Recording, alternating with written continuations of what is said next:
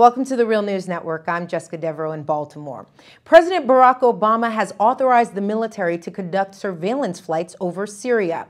With U.S. airstrikes already happening in Iraq against the extremist group the Islamic State, these surveillance flights are being seen as a possible prelude to attacks on the Islamic State in Syria. But where the twist comes in is that the Islamic State in Syria is fighting to topple Syrian President Bashar Assad. That has been the very same objective of the U.S. for the past 2 years. So now that ISIS seems to be the most imminent threat, will the U.S. coordinate with Assad to bring ISIS down? And what role has the U.S. played in creating the rise of this fanatic group to begin with? Now joining us to help answer some of these questions is our guest, Patrick Coburn. Patrick is an investigative journalist who has been a Middle East correspondent since 1979 for the Financial Times and presently works for The Independent. He also has a new book out called The Jihadi's Return, ISIS and the New Sunni Uprising, and he joins us now from Ireland. Thanks for being with us, Patrick. Thank you. So, Patrick, there are so many contradictions in this story. Let's try to work out some of these contradictions. First, explain the U.S.'s objectives in Syria, and how did it come to be that they are now fighting the very same forces that they once supported? Yes, it's something of a diplomatic disaster. The U.S. supported the opposition to President Bashar al-Assad to weaken and replace him over the last 3 years. But over the last year and a half, the main opposition has been jihadis, al-Qaeda type organizations. And over the last 6 months, it's been the Islamic State, ISIS, which the U.S. is fighting in or helping the Iraqi government and the Kurdish government fight in Iraq. So in one country, they're supporting the government against ISIS, and in Iraq and in Syria, they're doing exactly the opposite.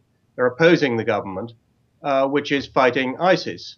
And I don't think this contradiction can go on very long. I think soon they'll have to decide whose side they're on. Yeah, and that's a good question because there are consequences depending on which side they choose. Because if they look to topple Assad, that benefits ISIS. If they look to attack ISIS, that helps Assad. So it seems like quite a mess. What would you suggest they do?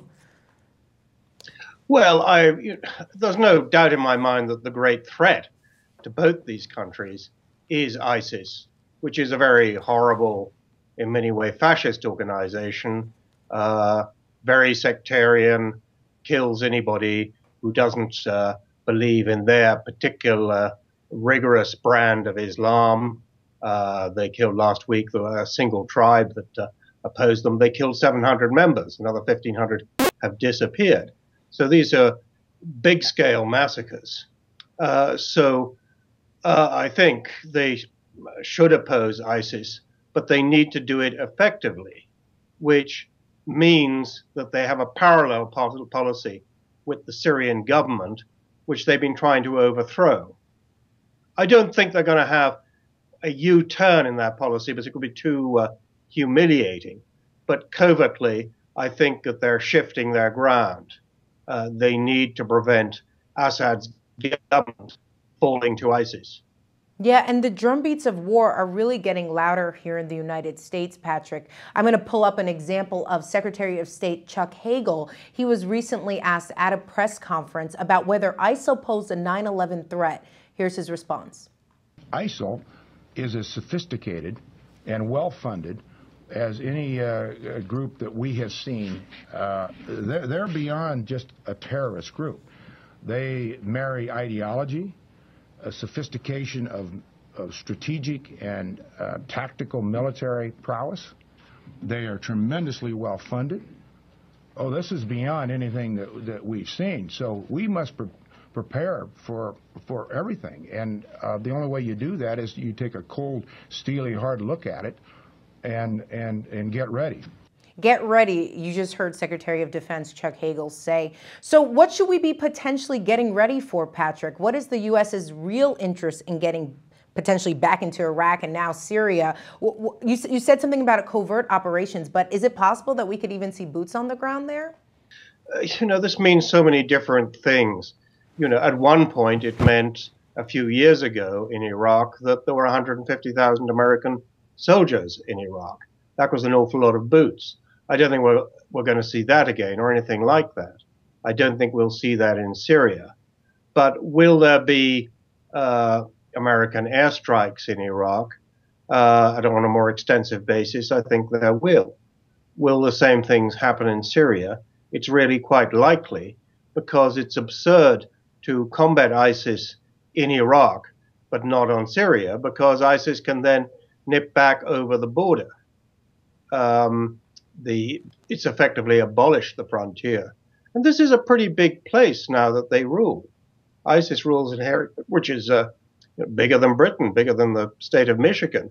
It has a population of 6 or 7 million people.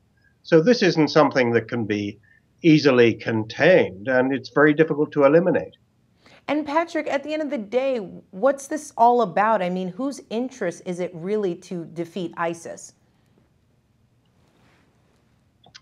Well, I think that, this is a rather extraordinary organization.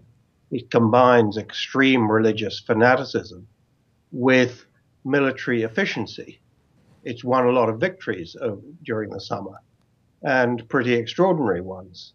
There are 350,000 soldiers in the Iraqi army, or there used to be, and they were attacked by 2,000 or 3,000 members of ISIS in Mosul, and they disintegrated. This caught everybody by surprise.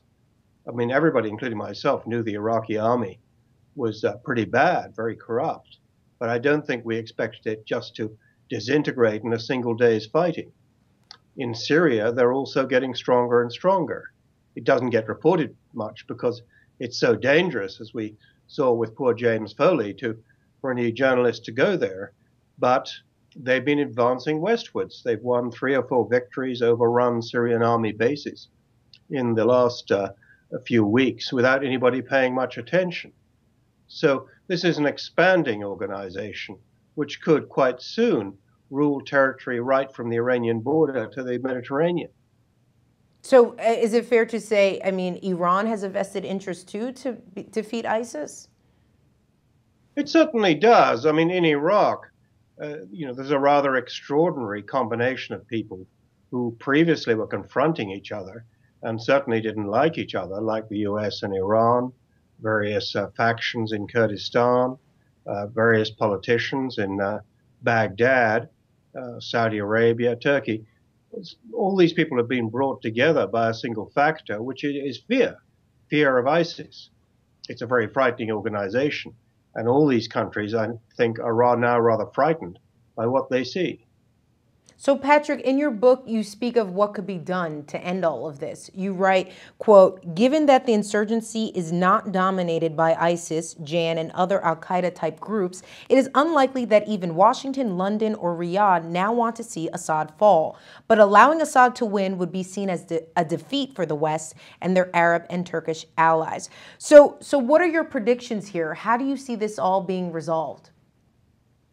I think it's difficult to predict because it depends on some very important decisions in Washington and elsewhere about where they stand.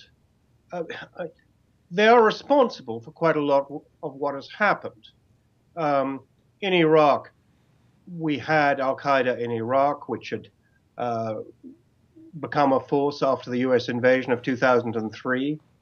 This had been reduced in strength by the US and the Iraqi government about 7 or 8 years ago.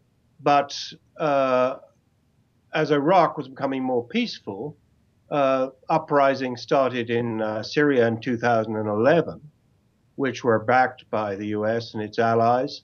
And that led to war in Syria, to the civil war in Iraq starting again.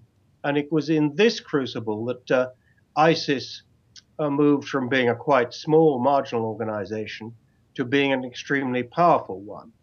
It was really the result of miscalculations about the long-term outcome of the war in Syria that led to ISIS's present victories and the creation of their caliphate. The Independent quoted Prime Minister David Cameron as saying that cooperation with Iran will be necessary to deal with ISIS. Do you agree?